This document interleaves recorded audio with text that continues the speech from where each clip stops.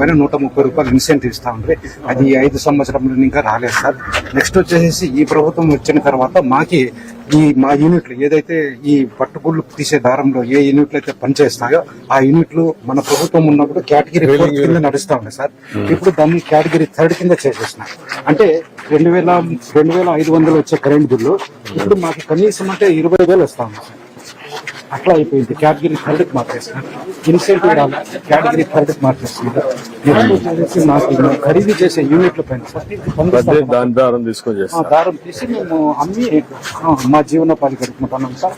మా హిందూపురం మార్కెట్ లో కనీసం అంటే 350 విజయోస్తు విజయోస్తు శతవత్సరాంతం దిగ్విజయమంటుంది స్వర్ణ పతాకం క్షమయేవ జయతే సద్గుణోపేతం చంద్రన్న కీర్తికి శుభమస్తు నిత్యం.